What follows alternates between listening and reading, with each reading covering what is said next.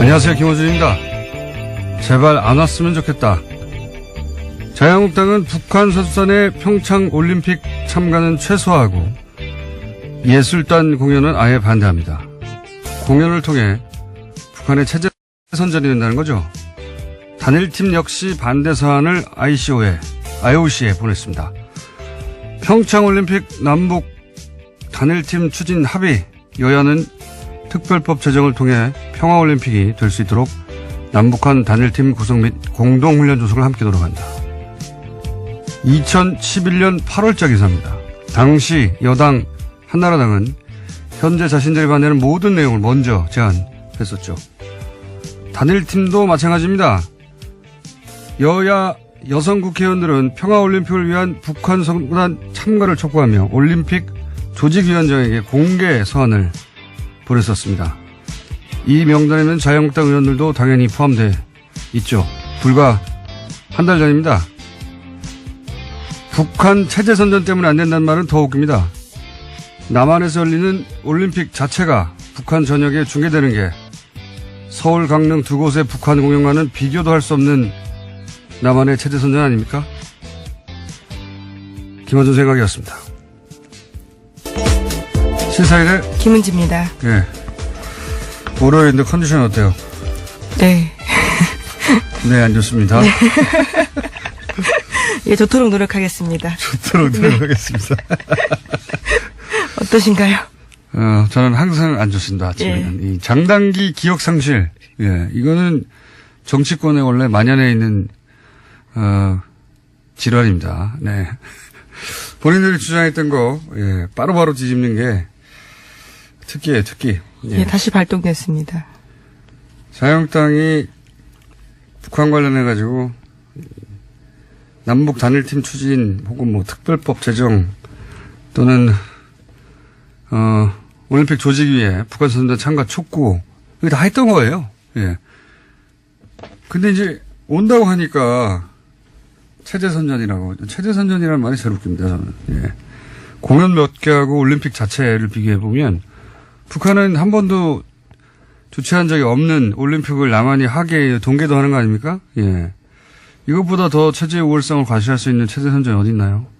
북한의 생중계로 이 모든 동계올림픽 경기가 남한에서 열린다. 그거 하는 거 아닙니까? 체제 선전으로 따지면 북한이 거부해야 되는 내용이죠. 이해가 안 가요, 저는, 이게. 자, 첫 번째 뉴스는 뭡니까? 네, 주말 동안의 가장 화제의 뉴스는 김희중 전 청와대 제1부속실장의 한국일보 인터뷰였습니다. 물론 북한 관련된 뉴스도 많았지만요. 이 뉴스가 아주 화제에 올랐습니다. 이명박 전 대통령의 성골 집사라고 불리는 인물인데 특활비 수사의 키맨으로 떠올랐습니다. 김 전 실장은 국정원에서 받은 돈은 김윤옥 여사 쪽 행정관에게 직접 줬다라고 밝혔는데요. 또 특활비는 김백준 전 청와대 총무기획관 통로가 있고 자기에게도 통로가 있는데 서로 간에 몰랐다라고 이야기했습니다. 그리고 자신은 윗선에 보고했다라고도 이야기했고요. 이게 사실 가장 핫한 뉴스였는데 이게 포털에 메일에 등장하지 않은 이유를 모르겠어요, 저는. 핵심은 이거죠. 제2부속실에 준 게 아니고, 예. 제2부속실은 이제 공식적으로 부인의 행사 의전 담당하는 곳입니다. 공식적인 실인데 그런데 그게 아니라 관저 담당하는 행정관한테 줬다는 거예요. 관저. 그러니까 관저는 아시다시피 따로 사는 집이죠. 예. 개인 비서에 해당되는 거거든요. 예. 그러니까 공식적인 실이 아니라 개인 비서에게 줬다는 겁니다. 그만큼 그 돈은 은밀히 줬다는 얘기가 되는 것이고, 여기서 이제 사이드로 계속 화제가 되는 게 명품 구입했다, 터무니없다 이런 얘기인데, 사실 이걸 김희중 전 실장이 이렇게 말했을 리는 없지 않겠나. 왜냐하면 알 수 있는 위치에 있지 않지 않습니까? 네, 본인도 그것은 아니다라고 이야기하고 있습니다. 동행하지 않았기 때문에, 미국에 동행하지 않았기 때문에 본인이 알 수 없는 위치에 있었는데 이런 말을 했을까 하는 의심이 들긴 합니다. 다만 방미 직전에 달러를 환전했단 말이에요. 그냥 한 게 아니라. 그러니까 미국 가서 쓰라는 거죠. 네, 그 부분을 진술한 겁니다. 그렇죠. 네. 그리고 사실은 사적 용도가 아니면 이렇게 따로 가져갈 이유가 없지 않습니까? 예, 공식 행사에는 따로 돈 들 일이 1억씩이나 돈 들 일이 있겠어요? 예, 그런데 달러를 1억을 환전해서 줬다는 것은, 그리고 그게 국정원 특활비라는 것은 흔적에 남지 않기를 원했다는 것이고, 그러니까 당시 현지에서 이렇게 이제 논란이 되는 명품 샵에 가서 쇼핑이 있었는지 확인하면 개연성 정도는 이제 드러나겠죠. 그런데 입증은 불가능한 사안인 것 같다. 그런 것 같습니다. 네, 다음 순위는? 네, 또 검찰이 이명박 정부 시절 원세훈 전 국가정보원장의 특수활동비 사용처도 수사 중입니다. 이 과정에서 수상한 거래를 한 건 발견했다라고 하는데요. 원 전 원장의 자녀가 서울 강남에 아파트를 샀습니다. 이 과정에서 집값 10억 원 가량을 현금으로 냈다라고 하는데요. 당시 아파트를 판 사람의 진술을 확보한 겁니다. 구매자가 집값을 모두 현금으로 치렀고 특히 현금 개수기를 가져와서 돈을 세서 의아하게 생각했다라는 겁니다. 이 시기는 원 전 원장의 재임 기간과도 겹치는데요. 검찰은 원 전 원장 자녀의 소득과 납세 사료를 분석했는데 그 결과 자금 지원이 있었을 거다라고 판단하고 있습니다.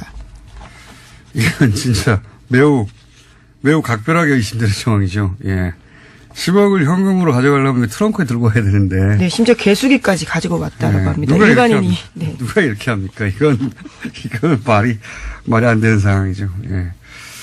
원세훈 전 국정원장이 이제 특활비 이미 사실은 문제가 됐죠. 예. 200만 달러는, 이미 공식적으로 문제가 됐고, 그 외에도 특활비를 빼서 이제 개인적으로 이용하지 않았냐 이런 정황입니다. 네, 또 펜트하우스를 꾸며준 정황 등이 확보가 돼서요. 이미 수사가 진행 중입니다. 그래서 지난 19일에는 원세훈 전 원장의 자택을 검찰이 압수수색했다라고 하는데 원 전 원장의 부인도 불러서 조사했다라고 합니다. 근데 그거하고는 차원이 다르죠. 예. 그건 어쨌든 국정원장이 거처로 삼았던 건데 이건 아들 집 사준 거 아닙니까? 예. 딸입니까 아들입니까? 하여튼 자녀 집을 만약에 일부라도 특활비가 들어가서 샀다면 이건 말도 안 되는 거죠. 그리고 이명박 전 대통령의 아들 이시영 씨 전세비에도 1억의 특활비가 들어간 정황이 지금 수사 중인 걸로 보도가 되고 있죠. 네, 다양한 집값들이 나오고 있습니다. 지난주에 내곡동 관련돼서도 말씀드린 바가 있는데요. 거기도 국정원 특활비 6억에 대해서 TV조선이 보도한 바가 있습니다. 네. 박근혜 전 대통령의 사저 기름값은 아무것도 아니었어요. 예, 이런 정황들이 만약에 수사 결과 드러나게 된다면 골 때리네요. 다른 말을 하려고 했는데 생각이 안 납니다. 자, 다음은요. 네, 검찰이 이명박 정부 시절 민간인 사찰 폭로를 막는 데 국정원 특활비가 쓰였다라는 의혹에 대해서도 조사 중인데요. 이번 검찰 조사에서 당시 정부 인사의 진술이 바뀌었다고 JTBC가 보도했습니다. 검찰이 어제 류충렬 전 국무총리실 공직복무관리관을 불러 조사했는데요. 이 인사는 장진수 전 주무관에게 입막음용으로 5천만 원을 준 혐의가 있습니다. 과거에도 조사가 있었는데요. 2012년에는 자신이 장인에게 받은 돈이라면서 5천만 원의 출처에 대해서 그렇게 주장했습니다. 하지만 이번에는 과거 조사가 거짓이었다라고 인정을 했다고 하는데요. 장성명 전 청와대 공직기강 비서관이 준 돈이라고 진술했다고 합니다. 그 특활비가 쓰여진 경로 혹은 등장한 인물이 너무 많아요. 그래서 어느 순간부터 이제 놓치게 되는데 그래서 저희가 잠시 후에 특활비 갈래를 정리하는 시간을 잠시 후에 가질 텐데 지금 이 뉴스는 2012년이죠. 네, 그렇습니다. 민간인 사찰, 그러니까 총리실 산하에서 민간인을 사찰했다는 겁니다. 그게 드러난 거고요. 그때 이제 장진수 주무관이 이제 이 사실을 폭로했는데 입막음을 하기 위해서 돈이 쓰였는데 그 돈이 당시로는 출처가 불분명하다고 끝난 사안이었어요. 네, 검찰이 제대로 수사를 하지 않고 끝냈다라는 의혹을 사고 있습니다. 당시에는 이제 그 돈을 전달한 사람이 장인이 줬어요. 5천만 원을. 이 말을 믿고 그냥 넘어갔거든요. 네, 그런데 믿지 않았죠. 예, 그렇죠. 하지만 띠지가 있었습니다. 말도 안 되는 거죠. 예. 장인이 그 한국은행에서 바로 돈을 가져와 가지고 관봉 상태로 줬다는 게 말이 안 되는데 근데 그냥 그때는 그냥 넘어갔어요. 예, 넘어갔는데 사실 이 관봉이 아니어도 말이 안 되죠. 총무실 직원이 왜 사비 5천만 원을 털어가지고 줍니까?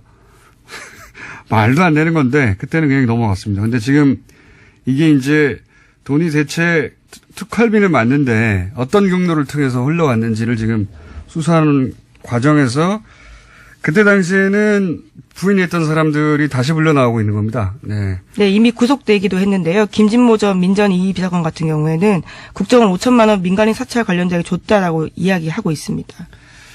지금 흐름도는 이제 민정수석에서 민정비서관으로 갔다가 그리고 수석. 공직기강비서관으로 갔다가 다시 총리실 관리관으로 간 것으로 지금 보이는데 중간이 빠졌었거든요. 예. 이 중간을 수사한다는 이야기입니다. 이름은 많이 등장해가지고 헷갈리시겠지만 흐름은 그렇습니다. 민정수석을 통해서 민정비서관으로 가고 다시 민정의 또 비서관으로 갔다가 총리실로 넘어가서 그것이 폭로했던 장진수 전 주무관에게 건너진 거 아니냐. 근데 중간에 원래는 장인이 줬다고 했던 사람. 네, 출처를 그렇게 둘러냈었습니다. 네, 그렇게 해서 넘어가 버렸는데 다시 수사는 중인 겁니다. 네, 이명박 정부가 저지른 범죄 혐의를 덮기 위해서 꼬리 자르기 위해서 국정원 돈까지 쓴 거였던 거죠. 예, 당시 민정수석이 이제 권재진 전 나중에는 법무부 장관이 됐죠. 예, 법무부 장관. 이럴 경우에는 이제 권재진 전 법무부 장관도 소환될 수도 있습니다. 예. 왜냐하면 당시 이 민정수석이었기 때문에. 네, 윗선 지시 당연히 밝혀야 되는 부분이기 때문에 부를 것으로 보입니다. 자, 다음으로 넘어가기 전에 갑자기 또 생각이 났는데 저는 이 보수가 남남 갈등, 이게 남남 갈등이거든요. 남남 갈등을 북한이 유발한다고 하는데 보수가 유발하고 있는 거예요. 예. 게다가 불과 몇 개월 전까지만 하더라도 전쟁 날 거라고 그렇게 걱정하고, 미국이 전쟁까지 옵션으로 놓고 있다고 연일 보수 매체가 보도하지 않았습니까? 보수 정치권도 그렇고. 그러면 지금 너무 반겨야 되는 거잖아요. 정말로 그렇게 전쟁을 걱정했으면, 이제 전쟁 안 하고 손수단 보낸다고 하니까 정말 반겨야 되는 거죠. 누구보다도 보수 매체와 보수 정치권에서. 예. 왜 오지 말라고 합니까? 최소한 앞뒤는 맞아야 되잖아요. 말이 안 돼요. 자, 다음 뉴스는요. 네, 다스가 부도 가능성을 놓고 내부 논의를 벌였다라고 일요신문이 보도하고 있습니다. 지난 10일 다스 경영진의 비공식 회의를 보도한 건데요. 문건까지 입수했습니다. 은행권 신규 대출이 불가능한 상황이라면서 부도 가능성을 언급한 건데요. 1월 중 만기가 들어오는 어음을 막지 못할 경우에 부도가 날 수 있다라는 겁니다. 게다가 일부 간부급의 경우에는 월급 지급이 불가능하다라고 통보도 해놨다라고 하는데 또 다음 날인 11일에는 노조에다가 공문을 보냈는데 자금 상황의 어려움으로 인해서 중대한 경영 위기의 기로에 마주하고 있다라는 주장까지 있습니다. 이 고위부도설은 뉴스공장에서 대략 2주 전쯤에 한번 예견했었던 것 같은데, 예. 요런 작전은 제가 아주 잘 알거든요. 예. 전문 영역입니다. 건실한 기업이 이제 정권의 정치보복 수사에 의해서 망가졌다. 이렇게, 말하고 싶은 거죠. 예. 지금, 그래서 다스가 부도라는 게 대단한 게 아닙니다.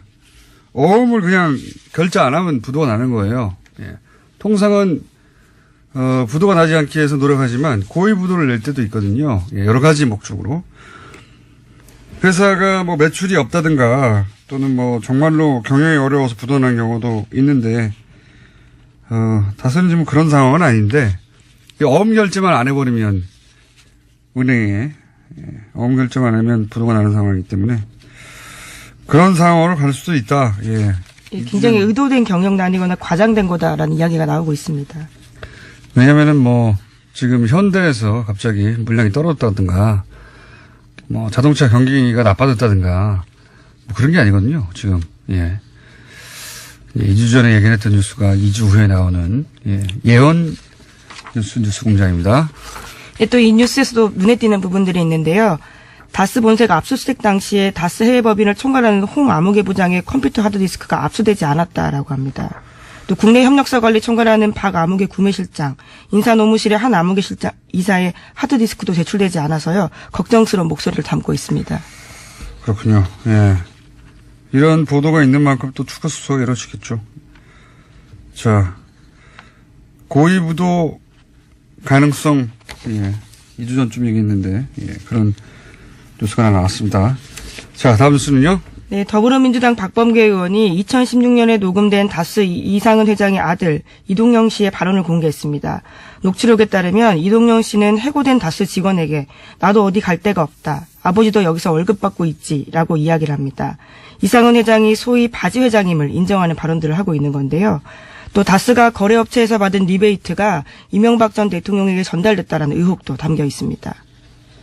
자, 좀 전에는 다스가 아플 예정인 뉴스가 나왔고요. 예, 이번에는, 이상한 회장, 예, 명부상 소유주죠. 예, 최대 주주인데, 지금 박범계 의원이 공개한 녹취록에 따르면, 이상한 회장, 그러니까 준재벌입니다. 그 다스 규모로 볼 때. 준재벌의 아들 임영영 씨가 나도 월급 받고 아버지도 여기서 월급 받는다. 라고 하는 녹취록이 나와버린 거죠. 그러니까, 월급 사장에 불과하다. 예, 이런 말인 정황이라고. 스스로 이야기하고 있는 녹음이기 때문에요. 예, 이건 누가 물어보는 게 아니라 본인이 누군가한테 하는 얘기가 담겨서 아마 그 상대방이 아마 당시에 이유는 확인이 되지 않았는데 녹음을 했나 봅니다. 녹음을 해서, 공개한 내용입니다. 박범계 의원이 공개했고요. 예. 사실은 3주 전쯤에 제가 진행한 팟캐스트에서 공개됐던 내용인데, 예, 박범계 의원에 의해서 공식적으로 언론에 보도되고 있습니다. 월급 사장 아니냐는 정황 혹은 주장은 굉장히 많았는데, 예. 네, 그렇지. 결제하지 않으면 500만 원 이상을 쓸 수 없었다라는 이야기들은 꽤 나온 바가 있습니다. 네, 근데 이제 직계 가족에 의해서 본인 입으로 이런 주장이 아니죠. 이런 이야기가 나온 건 처음이죠. 여기에 대해서 이제 이명박 전 대통령 측은 대응할 가치도 없다 이렇게 했더라고요. 예. 대응할 방법이 없죠. 가치가 없는 게 아니라 대응을 할 수 있으면 했겠죠. 예, 대응할 방법이 없습니다. 이렇게 말을 한 건 사실이니까요. 네, 또 수없이 나온 이야기이기 때문에 새삼스러울 것도 없다라고 이야기도 반박하고 있습니다. 네, 새삼스러울 것도 없고 사실이 아닌 걸 말하기 때문에 대응할 가치가 없다고 했는데, 예. 단어를 바꿔야 됩니다. 방법이 없는 것으로. 자, 다음 뉴스는요? 네, 평창 동계올림픽에 참가할 북한 선수단 규모가 아이스하키와 쇼트트랙 등 5개 세부 종목에 선수 22명으로 최종 확정됐습니다. 남북한은 개막식과 폐획식에서 코리아라는 이름으로 한반도기를 들고요. 공동 입장합니다. 또 단일팀의 영문 추가 어로는요. COR으로 결정됐습니다. 또 생각나네요. 아마 지금도 검색하면 포털에서 금방 확인할 수 있을 텐데 2014년 때 아시안게임 때 그때도 북한 응원단 왔었거든요. 예. 사실은 우리가 세세히 다 기억을 못해서 그랬지 북한 응원단 굉장히 많이 왔어요. 많이 왔는데 박근혜 전 대통령 때 아시안게임 할 때도 왔습니다. 그때 왔는데 북한 응원 나선 새누리당 의원들 검색하면 사진 쫙 나옵니다. 지금 SNS에 꽤 돌고 있습니다. 그러니까요. 저도 봤는데요. 북한 응원단하고 나란히 앉아가지고 아주 좋아하고 있어요. 제가 당신은 새누리당이죠. 예, 새누리당 의원들이 북한 같이 응원하면서 북한을 응원합니다. 예, 난리가 났겠죠. 지금 만약에 거꾸로 하고 있으면 장단계 기억 상실입니다. 자, 다음 뉴스는요. 네, 네이버가 경찰에 수사 의뢰를 했습니다. 댓글을 이용해서 여론 조작이 벌어지고 있다라는 주장이 있어서인데요. 만약에 그렇다면 포털 사이트에 대한 업무 방해가 된다라고 보기 때문에 경찰에 수사해달라고 했습니다. 관심사네요. 근데 네이버가 먼저 이제 경찰에 수사 의뢰했다는 거죠. 예. 그런데 네이버 측에서는 이제 누군가 일부러 그랬다면 그것은 업무방해, 네이버의 업무방해 맞죠. 혐의가 있으니 수사해 달라는 건데 네이버가 여기서 단순히 피의자이기만 한지 따져볼 정황도 꼭 살펴봐야 한다고 하는 것이 인터넷상에서 많이 돌고 있습니다만 여러 가지 방식이 있는데 이런 것도 있거든요. 예를 들어서 어떤 기사가 있는데 그 기사가 이제 그 메인에 노출된 기사예요. 그런데 정부의 우호적인 댓글이 달려 있었어요.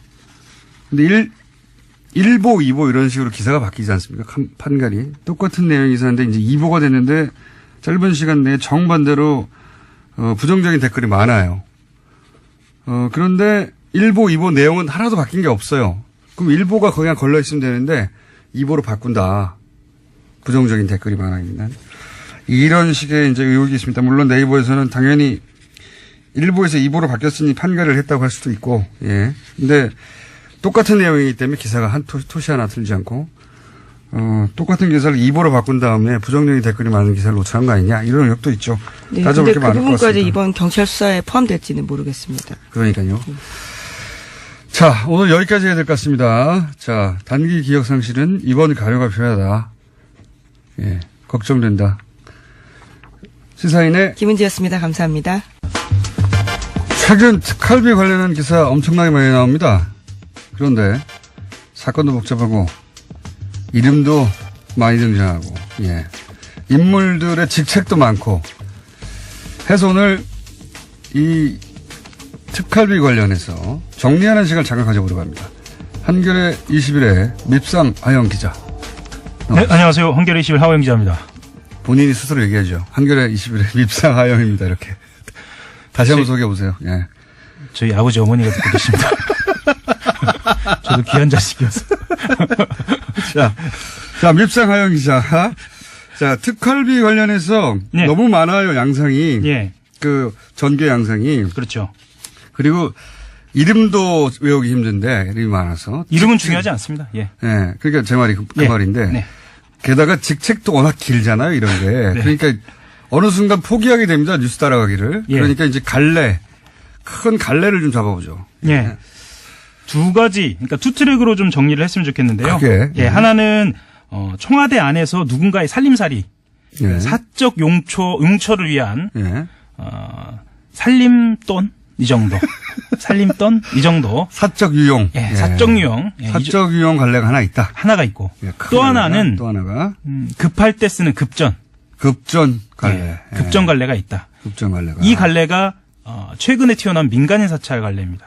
자, 그러면 급전 갈래가 민간인 사찰하다가 들켰어요. 예. 예, 들켰는데 이제 폭로를 한다고 하니 네.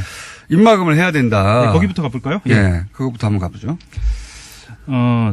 당시에 민간인 사찰. 예, 민간인 사찰 의혹을 간단하게 좀 정리를 하고 넘어갈 것 같은데요.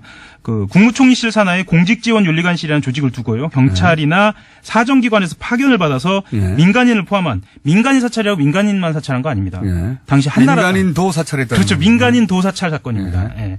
언론계, 정계, 관계 등 전방위로 사찰한 사건이거든요. 그리고 해외 언론에서는 제2의 워터게이트라고 뉴욕타임스에서 얘기한 적이 네, 있습니다. 당연히 그럴 수밖에 없는 게 이제 국무총리가 그거 하라고 있는 곳이 아니고 그렇죠. 실이. 예. 근데 그 안에 이제 별도의 은밀한 비밀 조직을 만들어 놓고 네.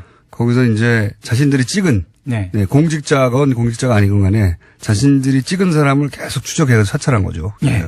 불이익을 주고. 검찰 수사는 2번 이루어졌습니다. 예. 처음에는 2010년 이 사찰을 중심으로 이루어졌고요.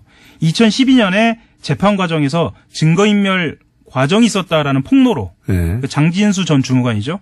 여기서 폭로가 드러나면서 2번 이루어졌는데 5천만 원은 두 번째 폭로에서 그렇죠. 나옵니다. 그때 유명한 언론에 등장한 단어가 이제 디가우징입니다. 디가우징입니다. 예. 전혀 생소한 용어였는데 디가우징이라는 단어가 언론을 뒤덮었죠. 예. 여기서부터 이제 이름이 많이 나오는데요. 예. 최근에 등장한 이름부터 정리를 해보겠습니다. 김진모 전 민정 2비서관이 인정한 5천만 원인데요. 예. 예, 이 5천만 원은 관봉에 담겨져서 장진수 전 주무관에게 전달된 것으로. 이게 벌써 주무관 이런 거 우리 익숙하지 않은 용어입니다. 그렇죠. 비서관, 주무관 예, 굉장히 많이 나와요. 관리관도 나오고. 예. 김진모 민정 2비서관부터 출발을 해보겠습니다. 네. 김진모 비서관이 누구에게 전달을 하느냐? 예. 장성명 공직기관 비서관, 공직기강 비서관. 이 직책명도 이렇게 복잡한지. 여기도 청와대입니다. 예. 그리고 그 다음에 류충렬 총리실 공직복무관리관.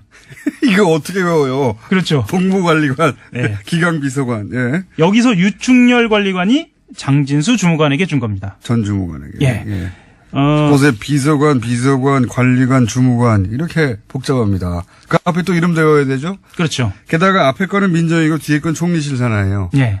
헷갈립니다, 이거. 예. 이게 왜 이렇게 개통 없이 왔다 갔다 했나 보면은요. 둘 중에 하나죠. 하나는 이 사람들이 일사불란하게 움직였거나 또 하나는 급전 쓰다 보니까 이리저리 퉁치다가 이렇게 됐거나. 크게 보면 청와대 민정에서 총리실 넘어간 거예요. 그렇죠. 크게 보면 그런데 사람들이 막 왔다 갔다 합니다. 예. 자, 크게 보면 청와대에서 사건이 터진 총리실로 돈을 보냈다. 예. 간단하게 정리될 수 있는 게 민정 이 비서관도 자금 출처가 국정원인 건 인정을 하고요. 예. 다만 나는 착복하지 않았다. 예. 민간 사찰 관련자에게 전달만 했다. 그러니까 단순 전달자라는 거를 지금 주장하고 있고요. 예. 그 장성명 공직기강 비서관 같은 경우에는 나는 지시를 받고 단순히 전달하기만 했다라고 진술한 것으로 알려져 있습니다. 그러니까 이 사람도 전달자라고 하는 그러니까 거예요. 청와대 쪽에 있던 그 비서관들은 나는 전달만 했어요. 예. 이게 나왔고 그리고 나서 이제 돈을 당사자한테 직접 준 국무총리실. 네. 국무총리실에 있던 유충렬 관리관은 이거 장인이 준 겁니다. 2012년 당시에 예. 그랬습니다. 장인이 준 겁니다. 하고 이제 그래서 수사는 거기서 끊어져 버렸죠. 아예 청와대 위로 안 올라갔어요 그때. 당시 검찰은 장이 준 것으로 믿었어요. 믿었다기보다는 그냥 덕분에 여기서 끝내자. 그러니까 예. 당신은 총리실에서 끝내버린 겁니다. 이야기를. 맞습니다. 이게 청와대까지는 안 올라가고 민정까지는 안 올라가고 끊어졌던 것이 이제는 거꾸로 내려왔거든요. 지금은 그러니까, 수사가. 그렇죠. 그러니까 장인이 준 돈을 본인이 조폐공사에서 찍은 관봉으로 그냥 묶여진 상태에서 그러니까요. 한국은행에서 한 번도 쓰지 않은 이 관봉으로 5천만 원을 넘겨줬다는 장인이 거예요. 그 한국은행 장이라든가 조폐공사 사장이면 가능할지도 모르겠습니다만은 예. 어쨌든 그런 상태였는데 검찰은 그걸 믿어준 거죠. 예. 여기서 근데 게다가 라인을 장인은 사망한 상태입니다. 그렇죠. 예. 보통 이모 할머니나 장인 핑계를 많이 대죠. 예. 특히 사망하신 분들 예. 등장하게 되는데 예. 그렇게 사건이 덮였다가 이번에는 거꾸로 내려온 겁니다. 거꾸로 이게. 내려온 거예요. 예. 청와대 쪽에서부터 타고 내려와가지고 이 돈이. 예. 여기서 중요한 거는 지시를 받고 그랬다라는 거예요. 그래서 지시라는 말이 등장하거든요. 예. 그러면 지시라고 하면 비서관 위에 지시를 할 수 있는 사람들이 여러 사람이 있지만 대표적으로는 당시 권재진 청와대 민정수석이 있고요. 예. 근데 이제 이 지시를 받았다고 한 사람 중에 제일 직위가 높은 사람이 현재까지 밝혀지기로는 김진모 이 비서관입니다. 그렇죠. 예. 근데 이분은 구속이 돼버렸어요. 구속이 됐다는 것은 확인이 됐다는 거죠. 그렇죠. 그러니까 요 위가 남은 겁니다, 이제. 위에가 남은 거예요. 예, 사건이 이해가셨는지 모르겠는데, 이제. 그러면 민정수석과 대통령 실장을 예. 곧 소환해서 조사를 해야 한다는 얘기입니다. 위에가 별로 안 남았어요, 이제. 네. 예. 비서관 위에는 민정수석이고요. 네. 그 위에는 이제 대통령입니다. 그렇죠. 요 두 칸이 남아있는 상태다. 이명박 전 대통령 남았죠. 예. 그 아래부터 제일 고위직은 이미 비서관 중에 제일 고위직. 돈을 받았다. 예. 돈을 나는 받았지만 건넸을 뿐이다. 그렇죠. 한 사람은 구속이 됐고요. 예. 예.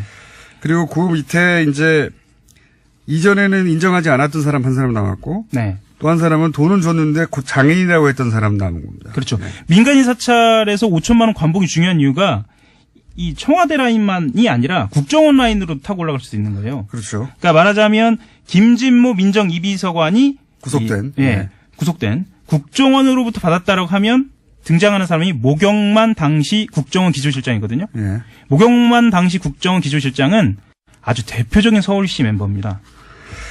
자, 이제 국정원으로도까지도 얘기를 하는데. 서울시 member 하면 또 등장하는 인물 예. 원세훈 국정원장, 예. 당시 서울시장 이명박 전 대통령. 예.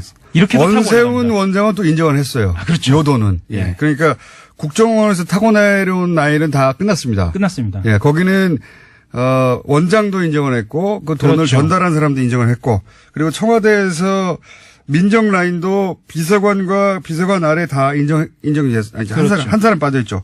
중간에 그 공직기강 비서관. 예. 이 사람은 이분은 이제 5천만 원 돈의 자체를 인정하지 않았는데 예. 나머지가 다 확인이 됐기 때문에 이분은 이제 불려갔고요. 지금 그 뭐 1000개 피스 퍼즐이라고 하면 예. 한 990개 정도는 맞춰진 예, 상태입니다. 거의 다 맞춰졌습니다. 거의 드러났다. 자, 이게 이제 예. 공식 라인 선상에서 급전으로 해결하는 갈래 사건이고 그다음에 사적 유용 라인이 하나 있지 않습니까? 공식 유용 라인 조금만 더 설명을 드려야 할 것 같은데 5천만 원이 아니고 5천만 원이죠. 5천만 원 말고 1억 7천만 원짜리가 또 있습니다. 또 있죠. 참. 예, 또 있습니다. 그거 간단하게 정리하겠습니다. 이번에는 이게 이영호 전 청와대 고용노사 비서관이라는 사람이 전달하는 돈인데요. 예. 이 돈은 4천만 원, 이 비서관이 4천만 원을 당시 진경락 공직윤리지원관실 기획총괄과장에게 건넵니다. 좀 길죠? 예. 예. 그 다음에 2천만 원을 장진수 주무관에게 건네고. 이것도 용도는 마찬가지예요. 사실. 마찬가지입니다. 예, 입막음용입니다. 그리고 변호사 비용으로 또 4천만 원. 예. 진 과장과 장 주무관에 건네고요. 나머지 이인규 당시 공직윤리지원관을 포함한 직원들에게 3천만 원. 이것도 변호사 비용입니다. 왜 제가 이 말씀 드리냐면 대체로 특활비를 기관에서 쓰는 대표적인 사례로 변호사 비용을 많이 따지거든요. 예. 그래서 제가 이 말씀 드렸습니다. 자, 이거 용도는 똑같고요. 예. 갈래가 좀 다를 뿐 액수와 용도는 똑같은데 그 중에서 이제 제일 복잡하게 등장하는 게 그리고 가장 중요한 게 지금 앞에 말씀드린 부분입니다. 예. 왜냐하면 이 수사는 민정수석과 대통령밖에 안 남았기 때문에 사실상. 맞습니다. 자, 그리고 사적 유용. 이것도 큽니다. 이건 의미가 큽니다. 액수를 넘어서서. 예. 정치적 의미가 굉장히 크고 예. 파면 팔수록 어마어마한 어디까지 갈지 모르는 일입니다. 간단하게 얘기해서 이제 지금 한참 논란이 되고 있는 1억짜리 해외에 나갔을 때. 그렇죠. 근데 이제 이 돈을 원래는 제2부속실로 준 거 아니냐. 네. 부인에게, 대통령 부인에게, 김영욱 여사. 근데 이제 알고 봤더니 그게 아니라 이제 관저의 비서한테 줬다. 여기서 핵심은 관저입니다. 관저. 예. 집에 준 거예요, 집에. 집 문 앞에 갖다 준 겁니다. 청와대 예. 공식 라인이 아니라 집에 갖다 줬다. 이런 얘기입니다. 박근혜 전 대통령의 그 관저의 음습함 있잖아요. 예. 이게 어디서부터 연원하나 했더니 사실은 이명박 전 대통령 관저에서도 있었던 겁니다. 그러니까요. 예. 박근혜 전 대통령도 참, 많이 거론됐지만은 집 관련해서는 돈을, 집 관련만 따지자면 다른 어처구니 없는 것도 많지만 기름값 냈다 이런 거 있지 않습니까? 그렇죠. 예, 집 관련해서는. 근데 여기서는 이제 집값을 아예 냈다는 쪽으로 지금 명품 이쪽 라인도 있지만 그거는 입증이 입증이 불가능할 거라고 봐요. 네. 저는. 입증은 불가능한, 왜냐면 현금에는 딱지가 안 붙어 있으니까. 안 붙어 있죠. 관복 말고요. 관복은 딱지가 있어서 들킨 거예요, 지금. 예. 근데 현금에는 해외 나와서 쇼핑을 했을 수 있어요. 그렇죠. 예, 그런 이야기는 많이 있습니다, 사실. 네. 그걸 잡아내는 건 어려운 일이 아니에요, 사실은. 왜냐하면 예를 들어서 이번에 문제가 되고 있는 미국 같은 경우에 그렇죠. 버지니아주에 있는 쇼핑몰에 한국 쇼핑 그 가게에 한국 직원이 있었거든요. 그렇죠. 그래서 쇼핑을 했냐 안 했냐를 따지는 건 어렵지 않습니다. 근데 네. 그 돈이 특활비로 쓰였냐를 입증하는 건 거의 불가능하다고 저는 봅니다. 그렇죠. 예. 만 원짜리가 아니고 달러죠, 이제. 예, 달러가 어떻게 쓰였는지 확인하기 좀 어렵죠. 그건 입증이 불가능한데 집값 요런 쪽으로 간 거 있잖아요. 예. 그리고 이런 이야기들 나오는데 왜 이렇게 디테일한 거에 집착하냐면 관저, 달러로 줬느냐 뭐냐, 이런 거 왜 의미가 집착하냐는데 완전히 다르거든요. 뇌물이나 이 국고 손실 같은 경우에는 이 상황이 특정이 돼야 합니다. 액수도 그러니까요. 특정이 돼야 하고 이게 하나만 삐끗하면 그 범죄 혐의를 입증하는 데서 무죄로 갈 수도 있거든요. 그래서 굉장히 검찰은 디테일합니다. 아마 명품에 관심이 없을 거예요. 그렇죠. 왜냐하면 입증이 불가능하거든요. 네. 예. 설사 명품 뭐뭐뭐를 샀다 확인이 몇 날 며칠 다 확인이 돼도 그게 특활비인지 어떻게 합니까? 그렇죠. 그게 중요한 게 아니고 누구에게 건넸는지. 예. 제2부속실장이 아니고 진짜 여성 행정관에게 건넸는지. 예. 그리고 달러로 직접 건넸는지. 그리고 그게 밤인지 관저 앞인지 이게 굉장히 중요한 겁니다. 굉장히 중요하죠. 예. 그 정황이 더해져서 역시 사적 유형으로 연결될 수 있는 거니까. 그렇습니다. 예. 예. 지금은 처음에는 제2부속실이라고 언론들이 보도했는데 예. 확인 지금 최신 뉴스로는 집에 줬답니다. 집에. 그렇죠. 예. 집에. 쉽게 설명하면은 이렇게 설명드릴 수도 있을 것 같아요. 박근혜 전 대통령의 윤전추 행정관 있잖아요. 네. 그 지금거리에서 수행했던 그렇죠. 그 역할을 했던 사람이 아닌가라고 역할을- 추정되는. 예. 이름은 나오지 않고. 그렇죠. 여성 비서입니다. 예. 여성 비서한테 건넸다. 그 집에 가서 줬다. 이런 얘기입니다. 예. 청와대 하니까 굉장히 공식적이고 무슨 제2부속실 하니까 굉장히 공식적인 라인 맞아요. 그렇죠. 의전과 예. 행사를 담당하는. 근데 그게 아니라 관저 집에 가서. 예. 집에 가서 집 지키는 사람한테 줬다 이런 그렇죠. 얘기입니다. 예. 김희중 부속실장 같은 경우에는 그 인터뷰에서 이런 얘기도 했어요. 추가 특활비가 있느냐라는 질문에서 수사 중인 사안이라 더 말하기 어렵다라고 얘기한 걸로 봐서는 네, 없다고 말하지 않았습니다. 없다고 말하지 않았습니다. 네. 그리고 본인이 이 무슨 배신이나 아니면 마음을 바꿔서 이렇게 얘기한 것처럼 이야기하는데 자기는 좀 억울하다. 검찰이 아주 탄탄하게 수사를 했다. 이런 이야기도 했거든요. 네. 그리고 이제 집값으로 흘러가는 정황들 있지 않습니까? 네. 요 시간이 다 돼가지고 아, 예, 예. 30초 만에 끝내야 되겠는데 원세훈 전 원장 집값과 네. 그리고 이제 이명박 전 대통령의 아들 이시영 씨의 전세금이라든가 집값 그렇죠. 이쪽으로 들어간 정황들이 또 있어요. 딱 떨어질 가능성이 있죠. 큰일 났습니다. 예. 큰일 났다. 지금 예. 강남 집값이 엄청 오르고 있기 때문에요. 이 분노가 예. 예. 집값에 들어간 게 확인되면 이게 진짜 건드리면 예. 국정원 특활비가 자기들 집값에 큰일 나는 거거든요, 이거. 부동산 투자도 아니고 자, 세금 가지고 여기까지. 투자. 예. 밉상. 하호영 기자였습니다. 예. 한겨레 21 하호영 기자였습니다. 감사합니다. 기자 아직도 안 나와가지고 말 나누고 있었습니다. 점검단. 예. 공연 행사 이전에 점검단이었죠. 예. 현송월 삼지연 관련 악단장이 점검단을 이끌고 왔는데요. 정세현 전 통일부 장관, 까칠한 장관님 연결해서 이게 지금 어느 정도 잘 되고 있는 건지 한번 여쭤보겠습니다. 안녕하세요, 장관님. 예, 예. 네네. 또 까칠하다고. 자, 예. 여러 가지 남한 쪽에서는 이제 여러 가지 논란도 있고 갈등도 있는데, 예, 그 중에서 최근에 가장 큰 논란은 자유한국당 낙연 의원이 IOC에 단일팀 구성 반대한다는 서한을 보냈습니다. 네. 예. 북한이 올림픽을 최대 선전적으로 활용하려고 한다. 예. 요거 어떻게 보십니까? 우선. 한 10년, 11년쯤 됐나요? 2010년 6월 29일 날 당시 나경원 의원이 여당일 때, 네. 여야 의원 284명이 공동 발의한 2010년 평창올림픽 유지 지지 결의안이라는 게 있습니다. 네.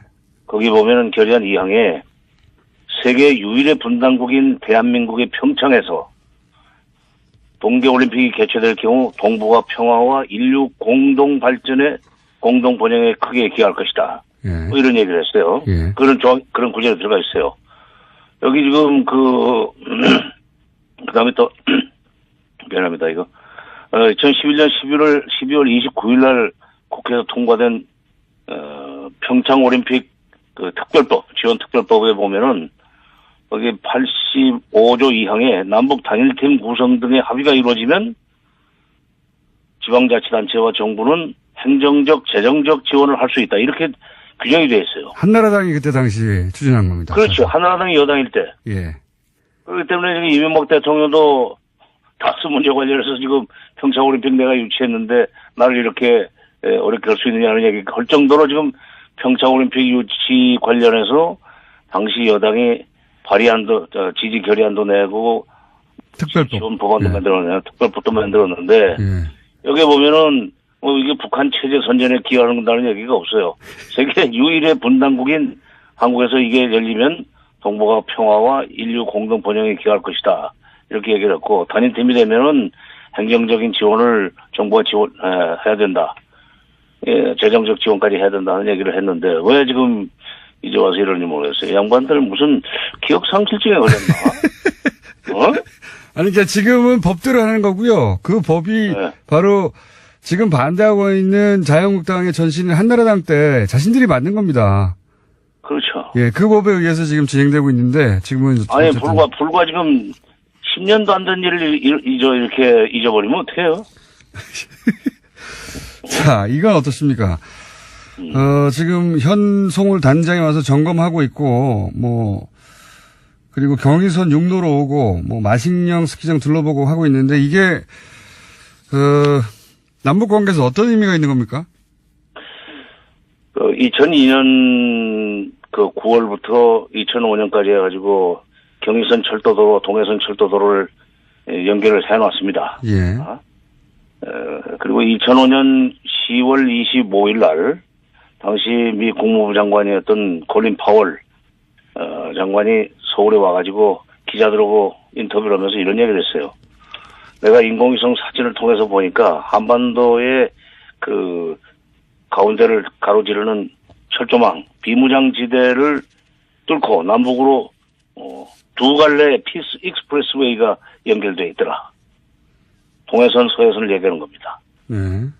매우 감동적이었다.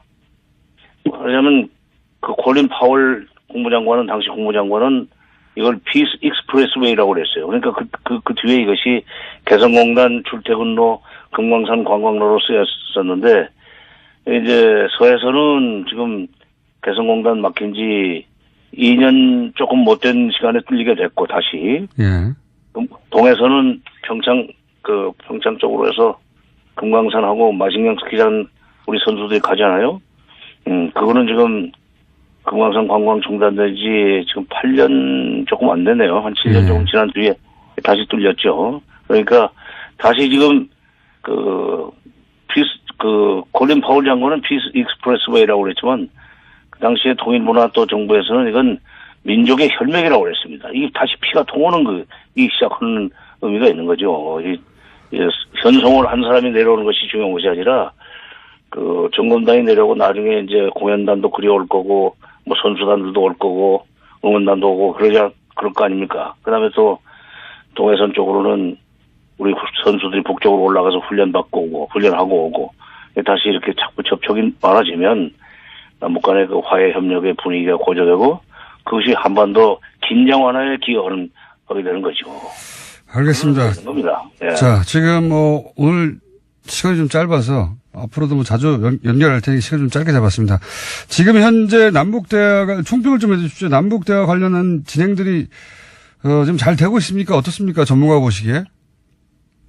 지금 9일날 고위급 회담, 15일날 공연 실무 접촉, 그다음에 17일날 체육 관련 실무 접촉 회담이 있었는데 세 번의 회담을 통해서 제가 평가를 하면은 북한이 상당히 협조적으로 나오고 있어요. 아, 그렇습니까? 남북대화가 좀 잘 되고 있는 셈입니다.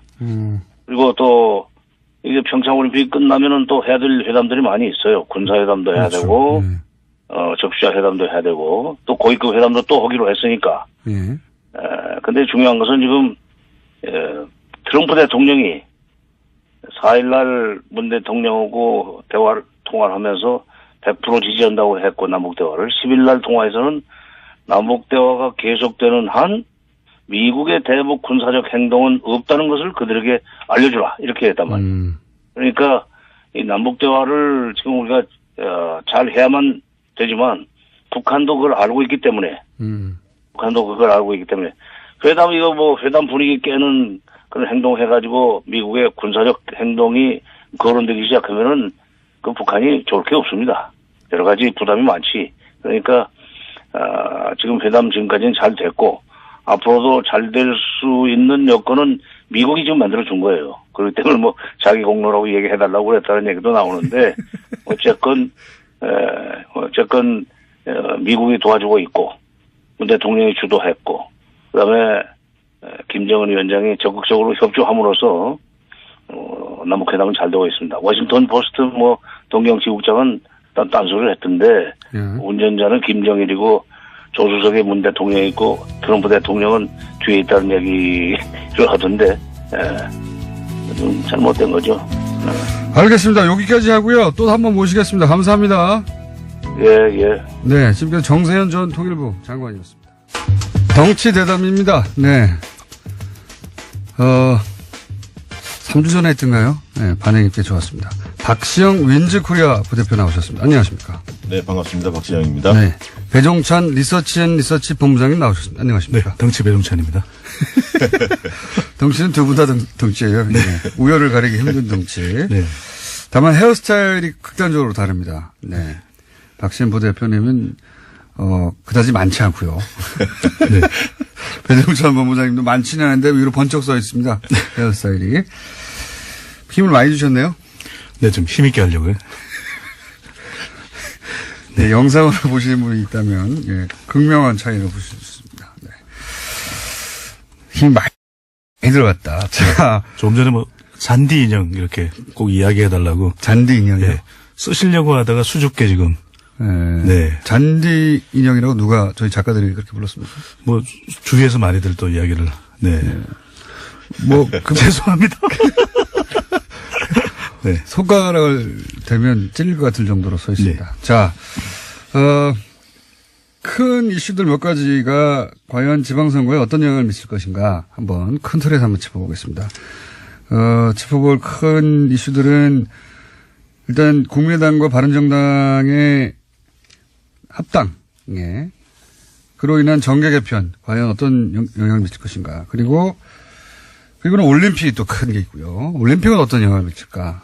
그 외에 비트코인을 비롯한 여러 가지 이슈들이 있습니다. 그런 몇 가지 이슈들은 또 영향을 미칠 것인가 한번 짚어보도록 하겠습니다. 자, 첫 번째, 이 한쪽은 합당하고 한쪽은 창당해서 사실상 분당이 이제는 뭐 기정사실화 되는 것 같습니다. 그렇죠? 네. 두 분이 보시기도 그렇죠? 네. 예. 저도 그렇게 보기 때문에 그 얘기는 더 기정사실로 하고 이렇게 가칭도 헷갈립니다. 통합개혁신당과 개혁신당. 원래는 통합신당이 이제 국민의당과 바른당의 가칭 신당의 명칭으로 불리다가 반대파들이 개혁신당이라고 하니까 개혁이 또 들어갔어요. 그래서 통합개혁신당으로. 네. 헷갈립니다. 아무래도 개혁이란 말 자체가 주는 이미지가 좋기 때문에 그걸 실그머니 붙인 것 같습니다. 네. 통합신당 하다가 통합개혁신당. 요거는 여론조사 같은 거가 예를 들어 통합신당과 개혁신당으로 붙었을 경우에 사람들이 잘 모르니까 개혁신당 쪽에 반대파 쪽에 정당 지지율이 많이 나올까봐 붙인 게 아니겠는가. 지금 뭐 리얼미터 조사 보면 그 통합 반대 정당 개혁신당이 한 4% 정도 뭐 잠재적 지지 정당. 근데 거기서는 반대라고 붙였기 때문에 부정적인 이미지가 있는데 이름을 앞으로 우리도 개혁신당으로 불러달라고 하면 이게 지지율이 좀 더 나올 수 있거든요. 그럴 수 있습니다. 이게 네이밍 이펙트라고 하는데 우리가 통합이라고 하는 효과도 이제 어느 정도 수준에 뭐 다 달라버렸으니까 이제는 개혁이라는 단어를 넣으면 뭔가 변화하는 건 사람들이 좋아하거든요. 네, 통합개혁신당. 네, 그러니까 이름에도 준수 그러면 왠지 준수할 것 같고 왠지 잘생길 것 같고 이런 현상이 있습니다. 네. 네, 실제 여론조사에 영향 미치죠, 이런 거. 약간 미치는데 결국 이거는 뭐 2월 달 내에 다 정리될 거라고 보여집니다. 양쪽의 실체가 다 드러나면 그러면 이제 국민들이 판단할 수 있기 때문에 길어야 한 보름 내지 한 20일 정도의 효과 아닐까 싶습니다. 그래도 굳이 붙인 걸 보면 그런 효과를 노렸다고 봐야 되겠죠? 그렇죠. 처음에 이제 시작할 때는 우리가 이 통합 효과가 나타나야 되기 때문에 이름을 잘 붙이는 것도 중요하거든요. 그만큼 좋은 이름을 붙였을 때 어느 정도 출발이 순조로울 수 있다. 그 점도 고려된 것으로 보여집니다. 근데 지금 최근에 보면 안철수, 유승민 추구하는 통합개혁신당 일명 지지도가 굉장히 정체 하락 중입니다. 그러니까 좀 초반에는 각광을 받다가 자유한국당을 넘어서지 못하고 있죠. 사실 잠재적 지지정당 본다면 그런 측면에서 본다면 최근에 어쨌든 불협화음들이 계속 나왔고 또 하나의 요인은 뭐냐면 새로운 인물들이 눈에 보이지는 않습니다. 그러니까 안철수, 유승민은 이미 다 본 사람들이고 국민들 눈에는 각광받는 새로운 인물들이 아직 뭐 결합된다는 소식이 없고요. 실제 뭐 손학규 정의와 이런 분들이 거론되고 있으니까 식상한 거죠. 국민들이 볼 때는. 두 번째는 이제 평창이 상당히 걸림돌이 될 겁니다. 2월이 컨벤션 효과를 극대화시켜야 하는데 공교롭게 평창올림픽이 있죠. 그리고 이제 지도체제나 지금 비례대표 국민의당 문제에 대한 이견들이 있지 않습니까? 유승민, 안철수 간에. 이런 어떤 잡음들이 계속 좀 노출될 가능성도 있고 두 분 다 굉장히 고집스럽고 독선적이기 때문에 얼마나 조율이 잘 될지 이런 부분들도 순탄하지 않을 가능성이 높기 때문에 이 정치 세력이 통합될 때 우리가 같이 춤을 춰야 된다 이런 이야기를 하거든요. 그 이야기는 통합 효과가 100% 오롯이 나타나려면 세 가지가 이제 이 손바닥이 마주쳐야 되는데 세 가지나 됩니까? 네네. 두 가지로 줄일까요? 네. 일단 들어보고 하죠. 갑자기 줄이는 첫 번째로는 이제 이 구성원 내에 이 합이 맞아야 되는 것이거든요. 그러니까 당연한 거. 대표적인 인물. 또 하나는 이제 지지층들이 또 서로 이 통합의 효과가 나타나야 됩니다. 아, 그렇죠. 그러니까 당은 합했는데 정작 정치 세력으로서는 근데 지지층들이 따로 놀게 되면 안 되는 것이거든요. 그렇죠. 마지막으로 중요한 것이 이제 정책입니다. 근데 이 정책이 두 정당이 통합할 정당이냐라고 하는 명분을 만들어주는데 지금 보면 안보에 대해서 좀 입장이 엇갈리고 있어요. 햇볕 정책 같은 경우에. 또 대표적인 것은 MB 전 대통령에 대한 입장도 다소 엇갈리는 것을 미치고 있거든요. 그렇죠. 이런 게 이제 쌓이다 보면 과연 통합을 왜 하느냐 이런 이야기가 나올 수 있는데 이런 이 걸림돌을 얼마만큼 불식시킬 수 있느냐가 가장 중요한 포인트로 보여집니다. 자, 예리한 분석이었습니다. 다음부터 둘로 줄이겠습니다. 네.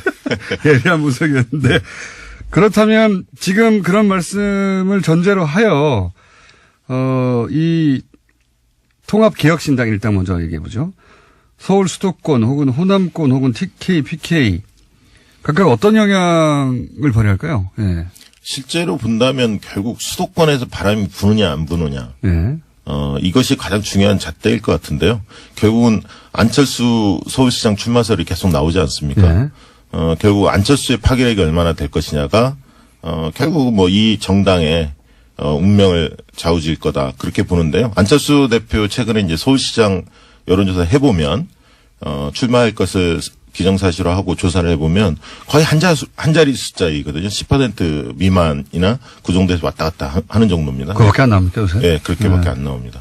때문에 안철수 후보가 다만 이제 이런 건 있죠. 만약에 출마를 한다면 박원순 시장이 조금 곤혹스러운 측면이 있죠. 과거에 2010년 출마했을 당시에 21년인가요? 출마했을 당시에 양보했던 게 있기 때문에 그런 측면에서 이제 박 시장이 약간 곤혹스러운 측면이 있지만 결국은 안철수 대표가 서울시장을 출마하면 이게 정책 전선이 아니라 정치 전선이 될 가능성이 굉장히 큽니다. 정치 싸움이 된다는 거죠, 결국은. 그러니까 안철수 후보가 정책 가지고 서울 비전을 제시하기보다는 문재인 대통령에 대해서 굉장히 공격하면서 정치적인 어떤 싸움을 할 가능성이 상당히 크기 때문에 그런 측면에서는 정치 싸움에 능한 분들이 여당 내에서도 경선 과정에서 상당히 그 약진할 가능성은 있습니다. 물론 이제 박 시장이 워낙 탄탄하기 때문에 2업8 정도의 수준은 아니지만 당내 경선이 좀 더 흥미로워질 가능성이 있다. 그 말씀은 이제 야당 쪽에서 서울시가 아니라 문재인 정부에 대한 공격을 할 것이고 그럴 가능성이 굉장히 높습니다. 네, 그렇죠. 그러면 거꾸로 서울시장 후보로 그 공격을 잘 방어하거나 역으로 정치적 공세를 잘 피는 사람이 후보로 여당 내에서도 부상할 수 있다. 예, 여당 내에서 약간 올라올 가능성이 있다고 봅니다. 있다. 예. 그리고 국민의당과 이 바른정당, 통합정당이 지방선거에서의 어느 정도의 영향력 이 부분을 이야기할 때 지금의 상태를 먼저 저는 논해야 될 걸로 보여집니다. 그 이유는 지금 안 대표의 지지율도 내려가 있고 예. 또 국민의당도 지지율이 한 자릿수 아니겠습니까? 바른정당도. 그렇다면 정말 선거 전반의 판세를 뒤흔들 것이냐 그건 아니라는 것이거든요. 예. 그다음 과연 무엇을 노리느냐. 지금 개혁신당으로 통합 반대파가 떨어져 나가면 예. 호남에서의 또 타격은 불가피합니다. 그렇죠. 그렇다면 또 영남으로 가보면 더불어민주당과 자유한국당이 양강구도를 지금 현재 지지율상 예. 보이고 있거든요. 오히려 더불어민주당이 지지율상 더 높은 정도로 나타나고 있고요. 그렇다면 이 통합개혁신당, 국민의당과 바른정당이 합해진 정당이 무엇을 노리겠는가. 그래서 예. 우리가 선거를 보면 이번 지방선거에서 광역단체장도 있지만 많은 지역에서 기초단체장, 예. 광역의원 그리고 정당 투표도 있습니다. 예. 바로 여기가 이 통합개혁신당이 노리는 포인트가 될 수 있는 것이거든요. 왜냐하면 이번 지방선거에 자칫 이렇게 나누어져 있다가는 기초단체장 그리고 광역의원에도 이 유의미한 득표를 못할 가능성이 높다. 그다음 여기에라도 발판을 만들어야 되는 것이 정치 세력으로서 다음 총선 심지어는 다음 대선까지 끌고 갈 수가 있거든요. 네. 바로 이 점을 노린 것이 오히려 더 큰 이유가 아닐까라고도 국회의원이 이제 당선이 되려면 사실 국회는 혼자 힘이 아니라 그 지방의원들 이 필요하니까 네. 그런 차원에서 그런 이유 때문에 이렇게 하는 것이다. 이렇게 분석하시는 거군요. 왜냐하면 지금 그렇게 진입되지 않으면 실제 이번 지방선거 다음에는 더 위축될 가능성이 높거든요. 네. 그렇다면 더 당선 가능성이 없어진 정당으로 누가 과연 국회의원으로 출사표를 던지겠습니까? 그렇다면 이 정치 세력으로서는 2014년에 새정치민주연합으로 했지만은 여러 가지 어려움들이 많았었거든요. 당시에도요. 그렇다면 적어도 빨리 좀 들어가서 제대로 이 통합정당으로서의 시너지 효과를 조금씩 만들어가자는 것이 오히려 더 큰 이유로 볼 수 있다는 점이죠. 저는 그렇게 생각합니다. 결국 수도권에서 바람이 안 불면 영남이나 호남, 충청 바람이 불 수가 없다. 통합개혁신당은. 그렇다면 결국 서울, 경기, 인천에 어떤 후보를 내느냐의 문제인데 지금 당장 그 자유한국당과 통합이 없다라고 표방하지 않습니까? 밝히고 있는데 연대가 없다 이런 얘기는 아직 안 꺼내고 있거든요. 왜냐하면 각자 도생을 할 겁니다. 자유한국당도 겨냥하고 문재인 정부도 비판을 하면서 독자적 영역을 구축하면서 자유한국당의 지지도를 넘어서려고 3, 4월 기간 동안 굉장히 노력을 할 텐데 아까 2월은 평창이 있고 이제 3월이 중요할 텐데요. 통합신당의 입장에서는 3월 달에 서울, 경기, 인천에 어떤 카드를 낼 수 있느냐. 후보에 대해서 이제 집중되는 시기입니다. 왜냐하면 3월부터는 예비후보 등록이 이루어진 상태고 2월 14일 이후로 13일 이후로 그러면 이제 후보 지지도가 이제 발표가 많이 되는 시점인데 여기에서 서울, 경기, 인천 주요 지역에서 광역단체장 후보에서 굉장히 지지율을 올리지 못하면 미풍에 그칠 가능성이 상당히 큽니다. 그럼 결국은 4월 달 넘어가면 1대1 구도를 고민하면서 후보 단일화 국면으로 갈 수도 있습니다. 자유한국당과. 그러니까 결국 그 전에 기세 싸움을 해서 누가 2위로 올라설 거냐의 싸움을 굉장히 쉽게 얘기하면 가열차게 할 거고 그것들에 대한 전망이 보이지 않을 때 입장이 바뀔 수도 있습니다. 그래서 이제 그런 측면에서 본다면 민주당 입장에서는 지금 이제 여러 가지 정황상 보면 상당히 유리한 국면에서 지방선거가 치러집니다. 문재인 정부 1년 만에 치러지는 선거고요. 하지만 긴장해야 할 대목이 있는 거죠. 지금 조중동이나 보수 언론들이 굉장히 그 비판의 강도를 높이고 있고요. 네이버 이런 댓글들도 보면 최근 흐름들이 많이 바뀌고 있습니다. 네, 그런 측면에서 또 한 가지는 뭐냐면 집권 1년 만에 치러지는 선거는 문재인 정부에 대한 중간평가를 이야기하고 있는데 대통령 지지도가 가장 결정적인데 최근 이제 지지도가 조금 하락하고 있죠. 대통령 지지도 평가에 있어서 1년 만에 치러진 평가는 대통령의 자세와 국정 운영 방향의 적절성 가지고 평가합니다. 대통령의 성과는 1년 만에 나오지 않기 때문에 성과나 경제 상황 가지고 평가하기보다는 대통령의 자세나 국정 운영 방향의 적절성 가지고 평가하는데 최근 이제 국정 운영 방향의 적절성 측면에서 여러 가지 정책 혼선이 있다 보니까 지지도가 좀 빠졌고요. 그런 측면에서 압도적 우위를 거둘 거다. 이런 어떤 자세는 오히려 피하는 게 좋습니다. 긴장을 가지고 겸손하게 임하는 게 집권 여당한테 유리할 거다. 그렇게 보고 있습니다. 이 선거에서 견제 심리가 나타날 수밖에 없는데 이 선거의 판세를 우리가 예측할 때 중요한 3대 이제 지표가 될 수 있는 것이 또 3개입니까? 항상 3가지입니다. 이게. 네. 네. 시험 준비할 때는 항상 3가지가 많더라고요. 첫 번째로는 우리가 지지율이거든요. 대통령 플러스 정당입니다. 그 다음에는 구도. 마지막으로 이제 후보가 남는데 지금 대통령 지지율도 높고 정당 지지율도 더불어민주당이 독주하고 있는 상황이거든요. 구도로 보더라도 다른 구도 이번 지방선거의 최대 변수가 뭐냐고 물어보면 최대 변수가 없는 것이 최대 변수일 정도로 특별한 마땅한 구도를 잡기가 쉽지 않은데 굳이 따지자면 아직까지도 이 탄핵 국면 구도가 이어지고 있거든요. 왜냐하면 많은 국민들이 이 적폐청산에 대해서 공감하고 있기 때문에 그렇다면 마지막 남는 게 후보입니다. 광역 단위는 워낙 외부 변수에 큰 영향을 많이 받기 때문에 그렇다 치지만 기초단체장 정도야 우리 시장님이야 또는 우리 강역 의원이야 정당을 떠나서 또 생각해 볼 수 있는 것이거든요.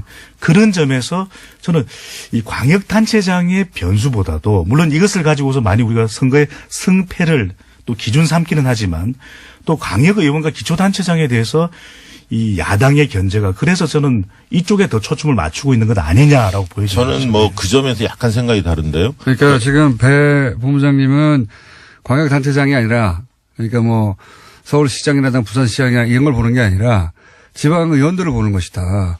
예, 지금 이 통합당은 그렇게 보시는 거고 생각이 좀 다르신. 네, 좀 다르다고 봅니다. 역시 이제 광역단체장을 석권할 수 있느냐. 당선을 시킬 수 있느냐 없느냐가 굉장히 중요한 잣대라고 보여지고요.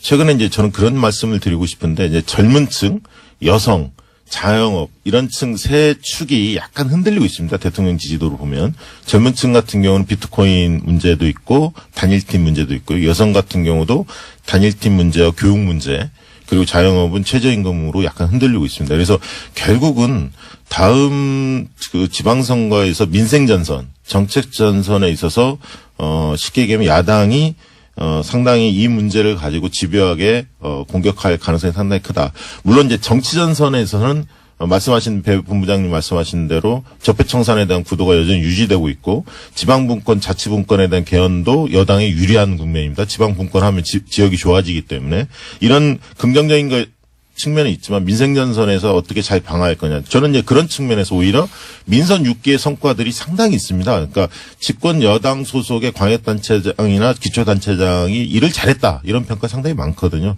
그래서 이제 그런 어떤 성공 사례들을 잘 제시하는 것이 중요하다. 그래서 내 삶을 위한 변화, 누가 잘했느냐라는 평가라는 측면에서 여당이 그런 부분들을 효과적으로 대응을 해야 한다 이런 생각이 들고요. 한 가지 변수는 삼선 피로감이 좀 있다는 겁니다. 그러니까 삼선 단체장들이 여당도 있고 야당도 있는데 여당 쪽이 좀 더 많죠, 사실은. 그래서 삼선 피로감들을 어떻게 극복할 거냐. 그런 측면에서는 30대 새 인물들을 광역 의원 비례대표 이런 데서 파격적으로 좀 공천해야 한다. 그러니까 기존 인물들만 가지고는 한계가 있다. 식상한 측면이 있을 수 있기 때문에 젊은 피 수혈이 불가피하다. 저는 그렇게 보고 있습니다. 서울시장 삼선 피로감 있습니까?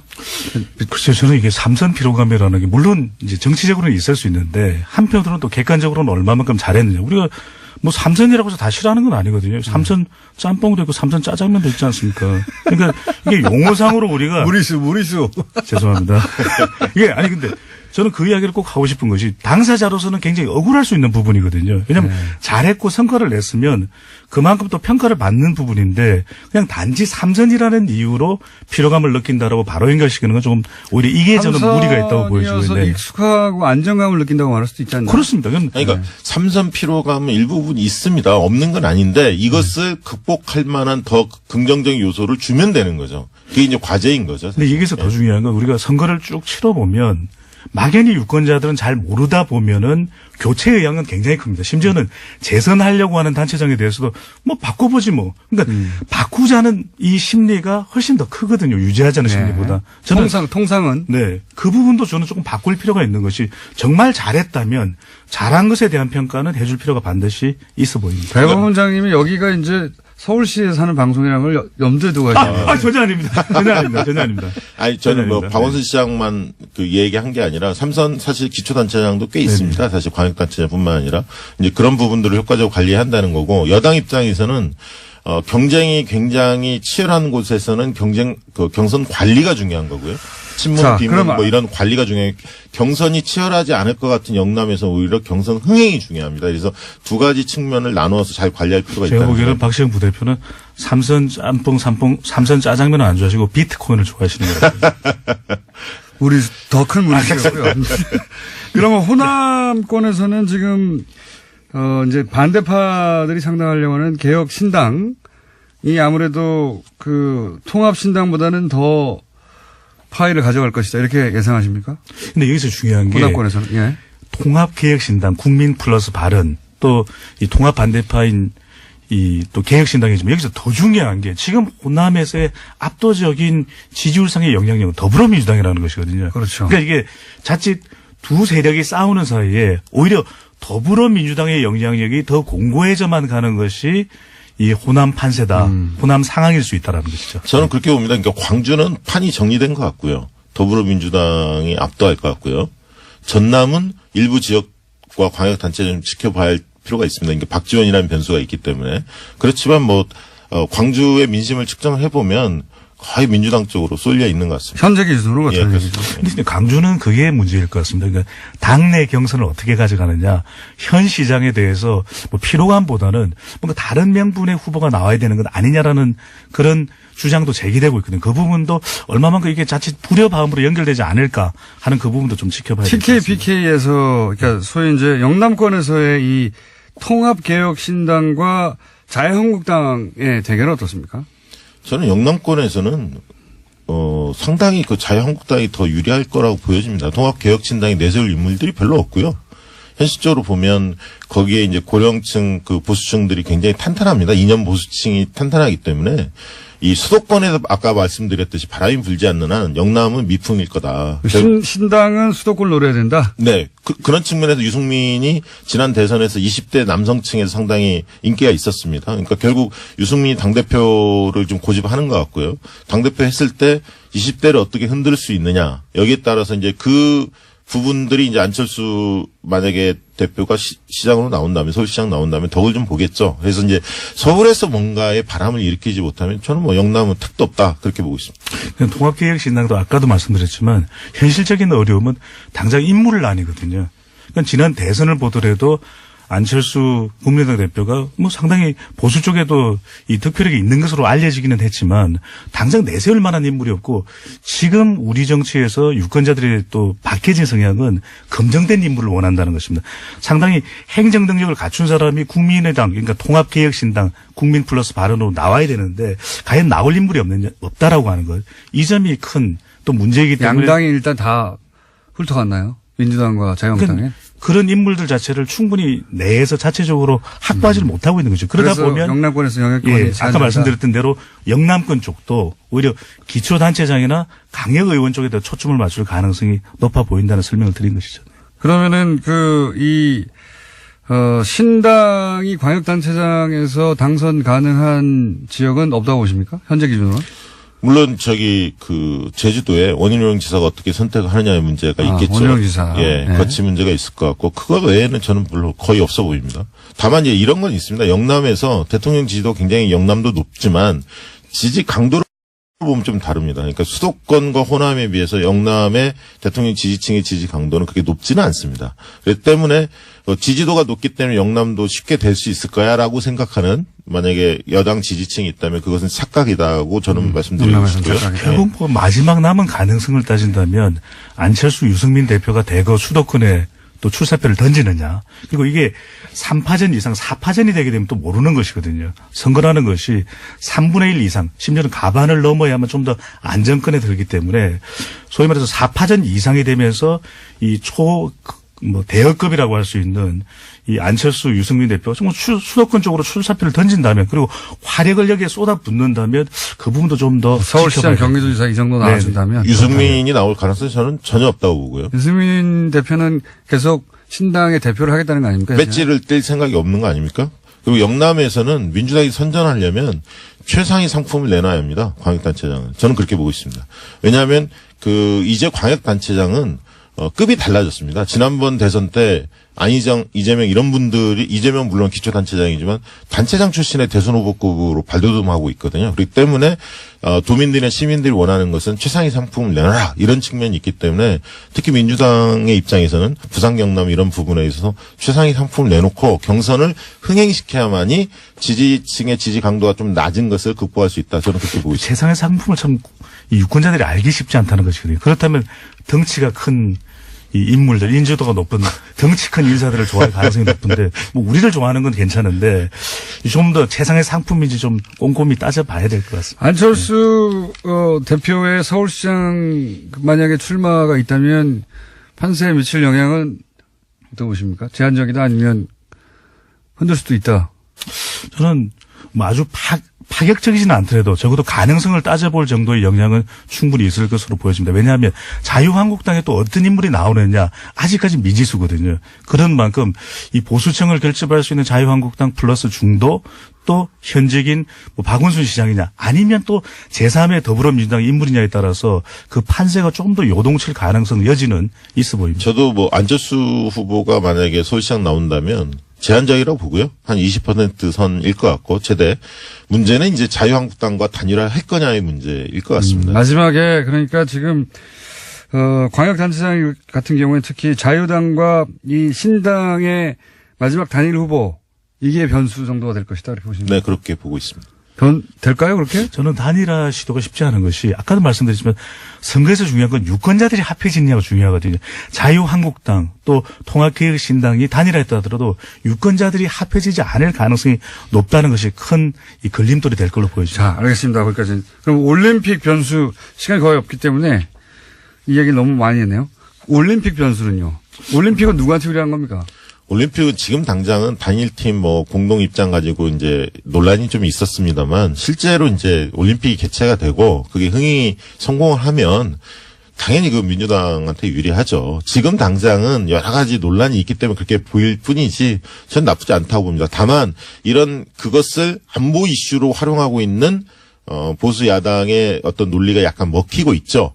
다만 이제 민주당한테는 더 유리한 전선은 사실 적폐청산 전선입니다. 그래서 결국은 평창은 2월에 끝나고 MB 문제나 이런 적폐청산 드라이브는 3월까지 계속 지속이 될 것으로 보여지기 때문에 적폐청산 드라이브가 걸리면 집권 여당이 상당히 유리한 국면이 될 거다 그렇게 보고 있습니다. 네, 3초만 쓰겠습니다. 이 올림픽 이후에 평화 모드가 유지되면 오케이, 여당에 유리할 텐데 자칫 북한이 뭐 3월이든 4월이든 또 북핵 실험을 한다.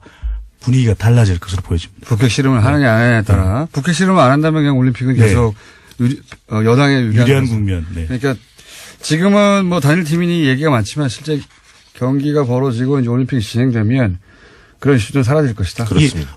응원 모드라는 게 있거든요. 응원 모드로 변하면 상당히 좀 변화가 또 있을 걸로 보여집니다. 네. 마지막으로 그 외에 이제 현재 이제 포탈 등을 통해서 대량 댓글이 생산되고 또 지지율에 영향을 준다고 하고 있는 비트코인이나 그 외에 뭐 최저임금이라든가 몇 가지 이슈가 있지 않습니까? 네. 이런 개별 이슈들이 종합적으로 계속 살아서 지방선거까지 갈까요? 근데 가장 중요한 것은 이런 이슈에 반사익을 가져가는 정치 세력이 있어야 되거든요. 그렇죠. 자유한국당이나 야권에서 이 이슈를 다 통째로 가져간다면 2010년에 무상급식처럼 네. 그런 현상이 나타날 텐데 또 하나는 정부의 학습 효과도 있어서 대응을 한다라는 것입니다. 그런데 결코 20대 30대의 표심이 이런 부분에 영향을 받는다는 점만큼은 잊지 말아야 될 걸로 보여집니다. 영향을 받는데 그게 자유한국당이나 다른 야당으로 가지는 않는다? 그렇습니다. 저는 이제 예를 들면 투표율에 약간 영향을 미칠 거라고 보고 있습니다. 56.8%였거든요. 지난번 지방선거가. 그래서 이번 선거에서는 60% 정도까지 될 수 있을 것이라는 전망도 있었는데 비트코인이나 이런 등등 문제 때문에 젊은 층에서 약간 투표율이 낮아질까? 그런 점이 좀 여당 걱정됩니다.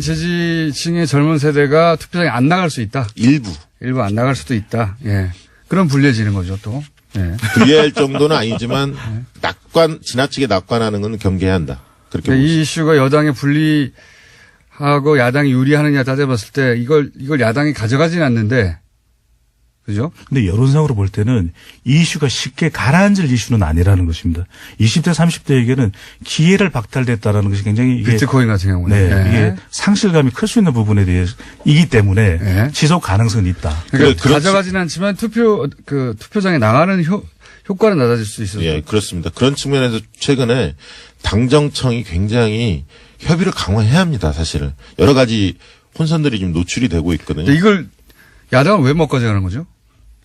야당이 가져가기에도 이게 뚜렷하게 이게 딱 떨어지는 이슈가 아닌 것이거든요. 그러면 비트코인을 하자, 가상화폐를 무조건 하자라고 할 수도 없는 부분이고 또 남북 단일팀을 무조건 하지 말자고 극단적으로 이야기할 수도 없는 부분이기 때문에 이런 이슈가 우리가 이야기하는 굉장히 모호한 이슈. 그래서 이 이슈들이 답을 내놓기도 쉽지 않지만 그 파장은 지속되는 상당히 좀 골치 아픈 이슈가 되는 것이죠. 네.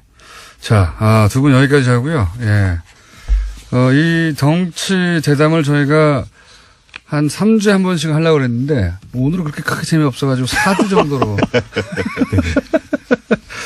수기 기간이네요. 네. 네. 여기까지 하겠습니다. 박시영 윈지코리아 부대표, 배종찬 리서치 본부장이었습니다. 감사합니다. 감사합니다. 예. 잔디 인형이라는 게 실제 있군요. 저는 몰랐습니다. 저희 게시판에 사진을 보내주셨는데, 똑같네요. 배종찬 본부장님 머리하고, 이 인형하고 똑같습니다. 예, 똑같다고 생각하시면 됩니다. 싱크로율은 한 98% 정도. 예.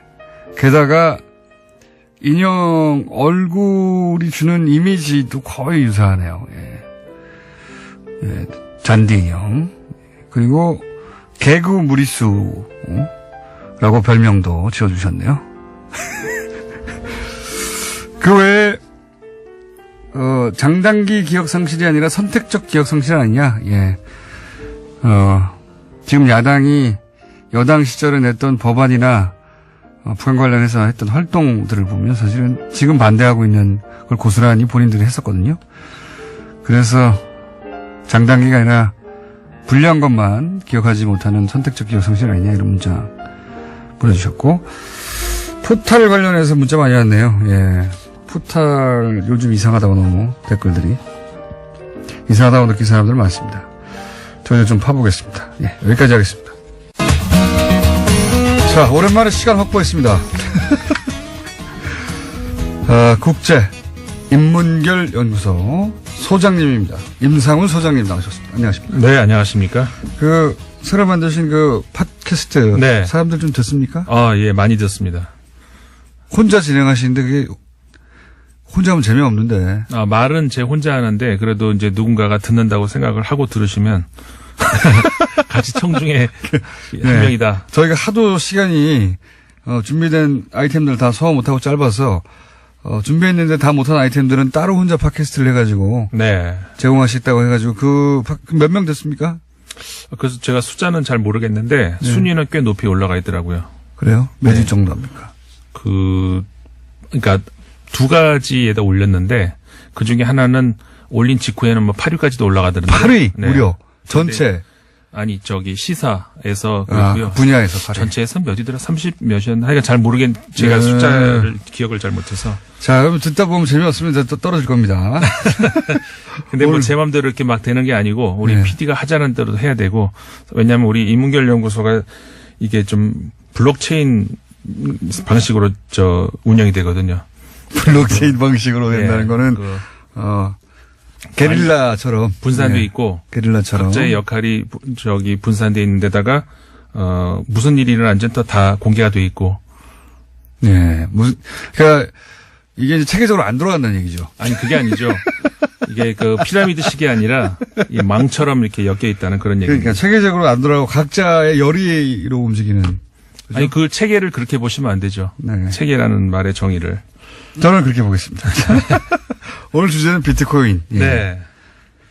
비트코인을 외신들은 어떻게 다루나 혹은 해외에서는 어떻게 규제가 이루어지고 있나 뭐 해외에서는 한국의 규제 관련 어떤 보도가 있냐 이런 얘기겠죠? 그렇죠. 네. 그러니까 비트코인 관련해서 이제 엄청 뉴스가 많아요, 사실 전 세계적으로. 맞습니다.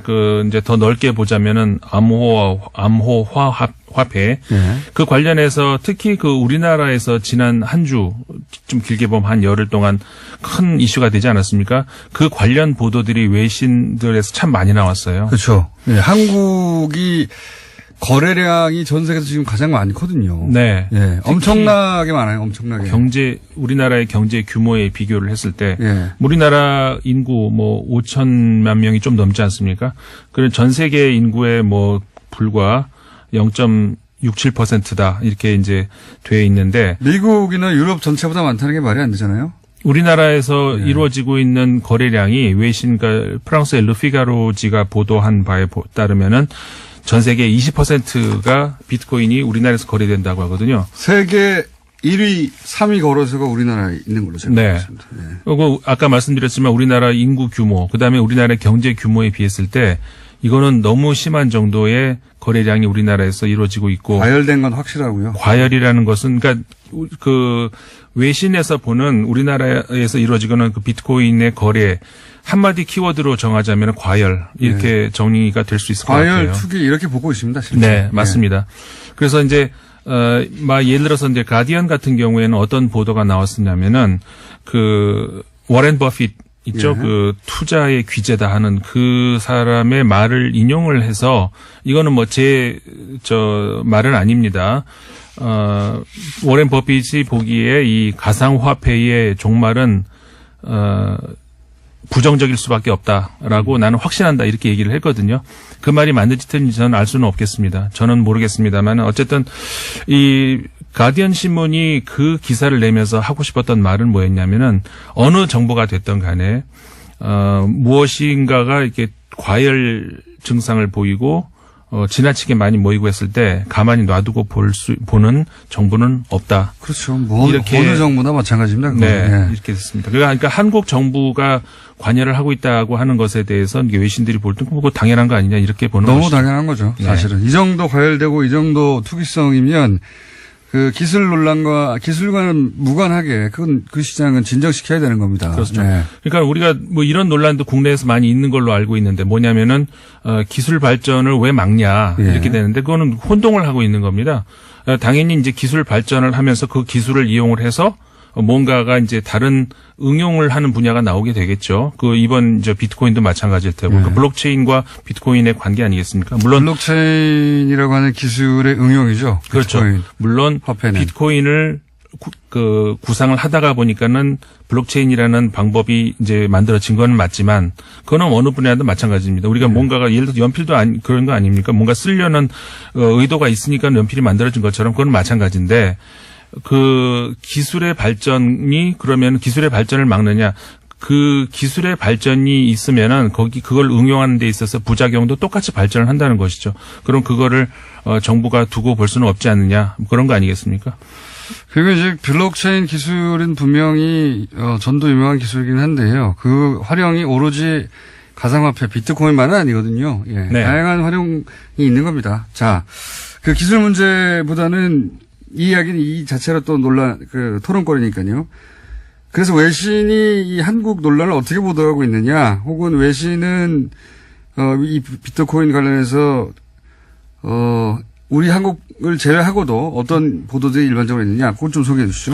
예. 일단 국가마다 이제 제재를 하고 있는 나라가 있고 그렇지 않은 나라가 이제 있는 거는 다 알려져 있죠. 중국 같은 그걸 뭐 통일하자는 얘기도 있죠, 지금은. 전 세계적으로. 네, 뭐 그런 얘기도 있습니다만 그게 과연 현실성이 있을 것 같지는 않고, 왜냐하면 비트코인의 탄생 자체가 중앙 집권적인 화폐 체계에 반발을 하면서 나오는 거 아니겠습니까? 근데 이게 또 하나의 전 세계에 큰 통제할 수 있는 하나의 어떤 뭔가를 묶는다는 것에 대해서 이게 아마 이루어질 가능성은 없는데, 왜냐하면은 G20에서는 그런 논의를 한다고 하더라고요, 이번에. 근데 전 세계적으로 이게 비트코인이라는 것에 있어서 키워드라고 하면은 그 분권화, 이게 사실은 키워드거든요. 그러니까 중앙은행에서 찍어내는 화폐에 반대하는, 이게 그 개념이 비트코인 아니겠습니까? 뭐 철학은 거기서 출발했죠. 네. 그러니까는 거기에 그대로 전 세계에서 비트코인을 한꺼번에 통제할 수 있는 뭔가를 만들자는 것이 그대로 과연 이루어질 수 있을까? 그거는 이제 회의적이라고 할 수가 있는데. 그래서 저는 정부는 할 수 있다고 봅니다. 그러니까 한 나라의 정부는. 그러니까 제 말은 G20에서 논의하자고 하는 게, 그 비트코인을 통제할 수는 없는데, 네. 규제책을 동일하게 만들어낸다든가, 뭐 네, 이런 네. 논의를 해보자는 시도가 지금 시작된 거죠. 그렇죠. 네. 그거는 가능할 것 같은데. 네. 그러니까는 뭐 예를 들어서 최근에 인도네시아 같은 경우도, 인도네시아도 거래 인구도 워낙 크고 이제 경제 규모가 큰 나라인데, 최근에는 비트코인을 통한 거래를 제한한다, 이런 이제 인도네시아도 그렇게 시작했다는. 네, 불법으로 만들었죠, 발리 같은 곳에서. 네네네. 예. 그렇게 이제 그 뉴스도 나왔고, 뭐 중국은 이미 이제 그런 나왔었고. 그러니까 국가마다 이제 통제 혹은 뭐 제재 혹은 간섭 체제가 이제 조금씩은 달리 나오고 있습니다만은, 말씀하신 것처럼 어느 정도의 그 전 세계적인 뭐라고 할까요? 땅 고르기 정도는 앞으로 나오지 않을까, 이런 왜냐하면 생각할 수 있습니다. 여기서 규제하면 다른 나라로 그러니까요. 가버리니까. 그렇죠. 아예 이제 G20 같은 곳에서는 네. 그렇게 되면 소용이 없으니, 예. 그런 보도가 나와요. 그러니까 우리나라에서 이제 정부에서 관여를 한다고 하니까는 이게 과연, 그러니까 회의적인 보도죠. 이게 과연 가능하겠는가? 그러면서 이 투자자들이 외국으로 빠져나갈 것이다, 이런 보도들이 나오거든요. 그런 차원에서 보자면은 그 전 세계적인 그런 공통된 논의, 이게 이제 가능도 하겠죠. 그게 막 시작됐다, 뭐 이 정도 뉴스가 나오고 네. 있고요. 또 다른 보도가. 그다음에 이게 우리나라의 그 청와대에도 청원이 올라갔다. 지금 20만 명이 넘었지 네. 않습니까? 저도 읽어봤습니다만은, 그러니까 이런 거잖아요. 한마디로 얘기하자면 정부가 제가 정확한 문구는 모릅니다. 잊어버렸습니다만, 정부가 서민의 꿈을 한 번이라도 실현해 준 적이 있느냐, 뭐 이런 그런 정도의 이제 네. 문장이었는데, 이게 이제 일본의 니혼 게자이, 그러니까 니케이 신문이죠, 줄여서. 니케이 신문이 그런 관련 보도를 했어요. 그러니까 뭐냐면 우리나라에서도 그 얘기가 많이 나오죠. 젊은 세대가 특히 그 정부의 관여에 대해서 굉장히 반발을 한다. 근데 하필 그 젊은 세대가 현 정권의 지지층과 겹친다. 뭐 우리나라에서 나옵니다. 그건 그 니케이 신문이 그래서 현 정부의 딜레마다, 이렇게 이제 보도를 했어요. 근데 그러면 이 젊은 세대가 이제 제가 보기에 과연 젊은 세대가 하나로 묶을 수 있는 어떤 뭐 젊은 세대로 그냥 퉁칠 수 있느냐, 한마디로 얘기해서. 그러니까는 그 정부의 관여에 반대한다 혹은 뭐 불만을 가지고 있다라고 하는 사람이 그 사람들이 곧 현 정부의 지지 세력이냐, 과연 그건 또 한번 봐야 될 것 같고. 그 다음에 이게 그 현 정부에 대한 어떤 불만이라기보다는 니온 게자의 신문에 따르면은 그 세대 간의 갈등으로 번질 수 있는 소지가 있다. 이미 이제 이게 이제 이번 비트코인에서 나온다는 거거든요. 이게 무슨 소리냐면은, 그러니까는 이게 과열된 투자, 이제 그거 문제 아니겠습니까? 무슨 얘기냐면, 내가 예상할 수 있는, 내가 예를 들어서 몇 시간을 일을 하면은 그만큼 얼마의 급여를 받을 수 있다, 이런 책이 아니라 얼마가 뛸지 모르겠지만 그러니까 한번 걸어본다, 이거 아니겠습니까? 이게 과거의 전 세대에서는 이게 부동산에서 나타났었다는 것이죠. 그러니까 부동산에서 투자를 해서 가격을 왕창 띄워놓고 자기들은 그 안에 들어가 있고 젊은이층이 아무리 평생을 일해도 들어올 수 없는 거대한 성을 만들어 놓고 그러면 거기에 대한 박탈감 이때 나타난 것이 비트코인이라는 것이죠. 그래서 이제 비트코인에 한마디로 올인을 하려고 하는데 정부가 규제를 하려고 하니까 왜 당신들만 하고 우리는 막냐 뭐 이런 식의 그런 논리가 개발되어 있어요 현재. 네, 그러니까 내부적으로 말도 안 된다고 봅니다 저는 그거는.